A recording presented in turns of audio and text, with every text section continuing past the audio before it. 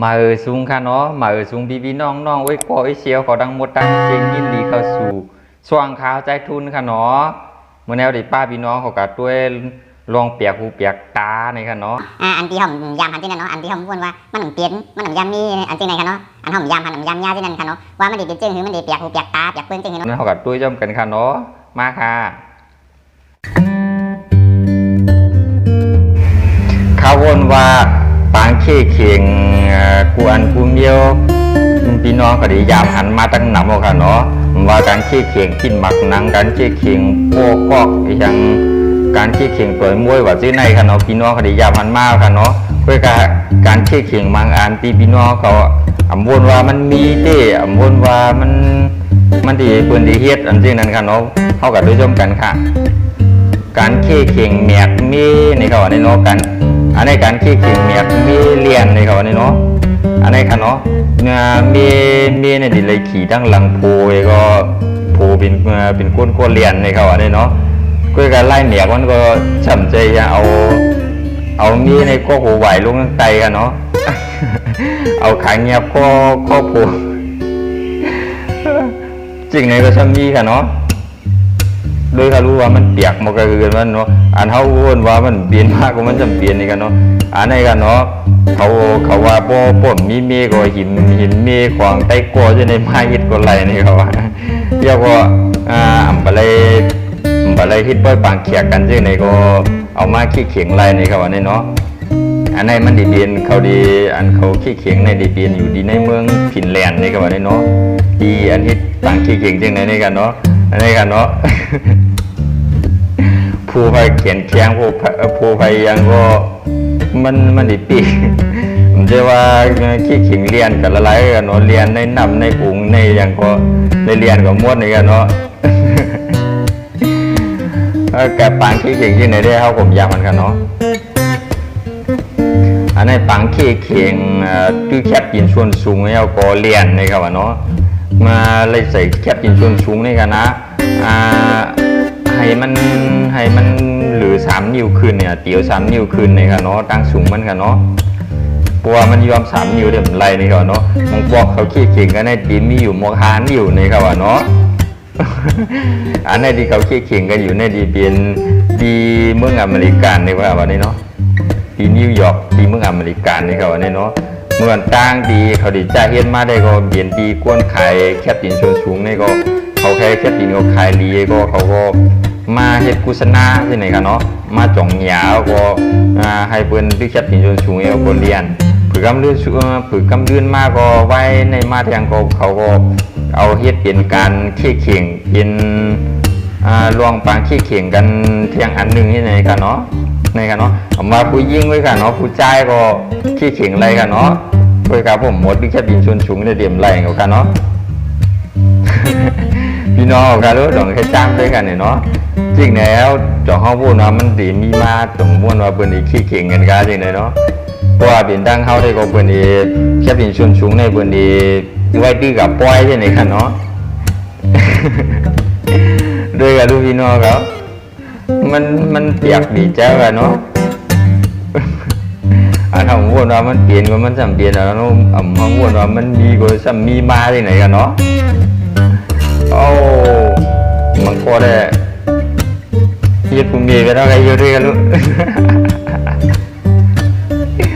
โอ้เปียกตาปีใจกันเนาะ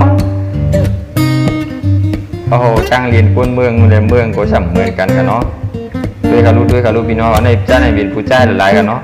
ในกันเนาะเขาได้เป็นผู้ใจจุ่มผู้ยิ่งจุ่มใช่ไหมครับต่อในกันเนาะผมยามพี่ได้ก็ตียาบุกันเนาะที่ผู้หญิงเขาช่ำตีวิ่งตีเรียนง่ายเลยสิผู้ใจอย่างมูกันเนาะคนหาผู้หญิงเขาได้เขาก็เป็นกวนตีแต่เสียกันเลยนะกวนใจได้ก็ยามพี่ได้บอกกันเนาะเลยพูดกันก่อนก็อยู่นะ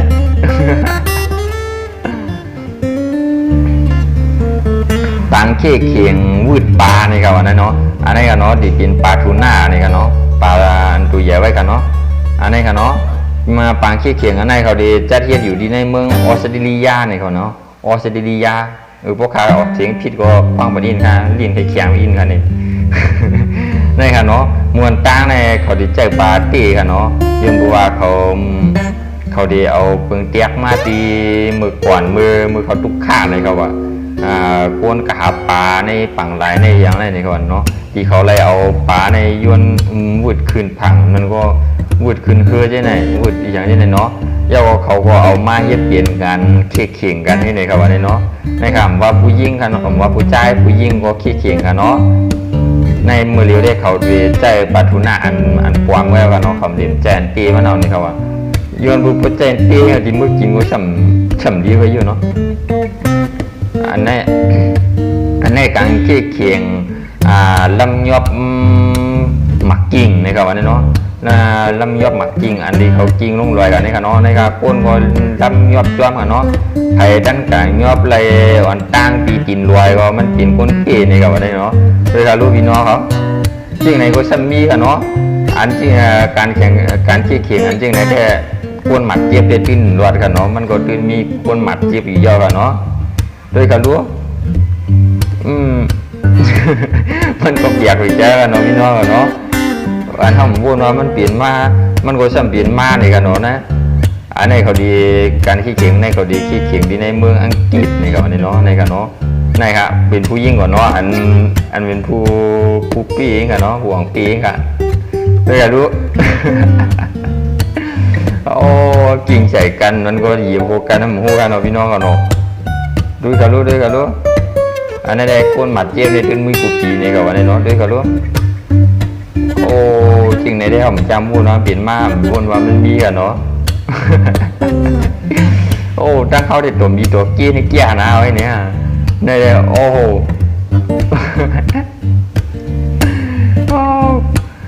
ด้วยกันรู้กำโคหักกินหักมือหักเต็มมือกันนะโอ้จริงในก็จะมี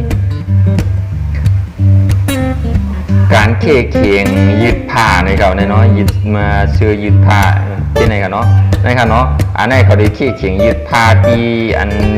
เปียกเปื้องในเขาในเนาะเพอเฮ็ดเปียกให้เปื้อนก็มันดีปีในเขาในเนาะในเขาน้องเพอวนอะไรจึงหือนี่ก็เฮ็ดจึงนั่นกว่าอะไรในเขาเนาะให้มันเปียกให้เปื้อนในเขาเนาะมันก็ขึ้นล้านผายเอาก็เฮ็ดเยี่ยวก็มันก็ขี่คือมันก็ขี่สเก็ตบอร์ดเอาเฮ็ดกับกุ้งเมียกันเนาะพี่น้องเนาะเลยจะรู้ในอยู่ดีเนื้อร้านขายเอาเฮ็ดกับอะไรเนาะให้มันหนักกลัวมันอย่าง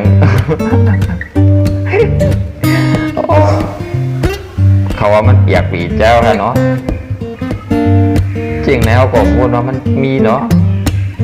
ในการเนาะจอมกลางตั้งว่าจอมมีอย่างว่าเตียนมันตีอันมันน่ากลัวอันตีอันมันดีกูดีกากตีอันมันอัพเฮ็ดไรก็เขาก็ซ้ำกับเฮ็ดนี่กันเนาะบุญตาตีของตีนี่ครับวันนี้เนาะนี่กันเนาะกวนอันตีในก็สู้รางวัลเขาได้มีเงินเยาก็ตู้เครื่องมิ้นอันนั้นก็ตู้ซักผ้าว่าตู้เย็นว่าอย่างที่ไหนกันเนาะที่เป็นเจ้งไหนกันวะเนี่ย ตู้แจกไฟผ้านี่กันนะ มันก็มีหม้อลงกับกูเมียกันเนาะพี่น้องเนาะดูจมนำตัวจมในถ้ำเตียนเก็บอย่างอีสิ่งก่อมหูกันเนาะด้วยกันรู้โอ้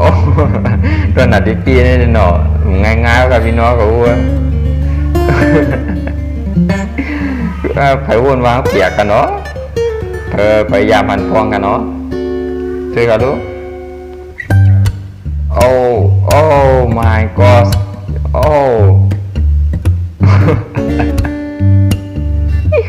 โอ้โลที่ทอดทำกับกุ้งเบี้ยวดีกันเนาะกุ้งอะไรกันเนาะมันก็ขี่เนื้อลวดมันก็ขี่เครื่องบินมันก็ขี่ลวดถีบนั่นก็เวียนจ้วงแล้วก็ลำน้ำมีที่ไหนก็หยิบมาก็เฮ็ดนี่กันเนาะพี่น้องกันเนาะด้วยกันรู้ พี่น้องกับวานอะไรเปียกให้เปื้อนกันเนาะโอ้ my god ยึดทอดลงกับกุ้งเบี้ยวกันเนาะควรให้เนาะ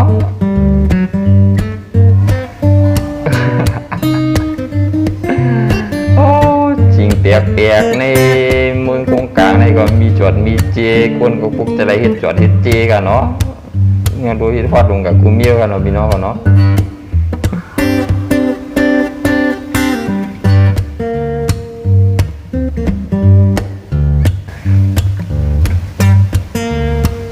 การเขี่ยเขียงเฮ็ดนาให้ลีไข่โคเนี่ยวะเนาะให้เบิ่นไข่โคเฮานั่นกันเนาะเพราะว่าเผยเฮ็ดให้เบิ่นไข่โคนำเลยสิเปิ้นนี่ก็ว่าเนาะเฮ็ดให้เปิ้นไข่โคไล่นี่ก็ดิเป็นกวนเป้ดิเป็นผู้อ่องเป้นี่ก็ว่าเนาะด้วยกันรู้ เดียวไข่โคงอกไหลกับหมู่กันเนาะพี่น้องก็ด้วยกันรู้ ไปคุกทะเลสิก็ได้นั่นก็เมื่อเนาะกวนในไข่โคเปิ้นก็เอาเนาะเลยหับชูไปแล้วกันเนาะ โอ้การขี้ขิงอันนี้ก็มีกับกูเมียวกันเนาะพี่น้องก็ด้วยกันรู้อันนี้ที่เป็นการขี้ขิงหยอกตึกเรือนออกมาเลยครับอันนี้เนาะเอานั้นก็เอาตั้งกินให้มาหยอกให้มันออกมาโกไรนั้นก็สวยยังเฮ็ดให้เสียงยังไงก็ให้มันออกมาโกไรนี่ครับอันนี้เนาะให้ครับพี่น้องเขาไม่ใช่ว่าให้ขุดเอาตัวออกมากันเนาะเลยหยอกให้มันออกมาได้ไหนกันเนาะด้วยรู้ จริงไหนก็มีโม่หรือก็มีกับพี่น้องเขาอ๋อมาสำดีกูจักเสียงกันเนาะด้วยกันรู้ไล่ไผ่ไล่มันของน้องพี่น้องเขารู้เฮ็ดว่าเหมือนกับกูมีมึงหนึ่งข้อเฮ็ดหนึ่งเมียวหนึ่งอันอ๋อค่ะเนาะตอนด่าวันเมื่อในเด็กก็มีจริงไหนกันค่ะเนาะหมอกนายกันค่ะเนาะเพราะว่าพวกไผ่เกียร์คลิปจริงไหนแล้วก็ไล่ใจลองเกี่ยวลองซื้อลองมวนลองเกี่ยวแล้วก็ไล่ใจลองหลักไล่นี่ก็คอมเมนต์มากก็ไล่ผักกดไลค์กดแชร์กดติดตามค่ะเนาะหนังคือข้าวดีเข้าใจเฮ็ดออกมาคลิปเหมือตั้งนานหนังคือพี่น้องเขาว่าดีไล่หันคลิปมันหลักไล่ลองรีไข่โคลองชื่อลองเกี่ยวลองเปียกหูเปียกตาเนาะมันยามย่านั่นนี่กันเนาะเขาก็มารีบเฮ็ดนะมันเขามาช่วยจอมกันนี่กันเนาะเพราะว่าภายในใจก็ผักเด็กไล่เด็กแชร์เด็กติดตามไว้ปันข่าวกันเนาะตอนด่าวันมื้อในแต่มอกหน้าไว้ก่อนค่ะเนาะมื้อสูงค่า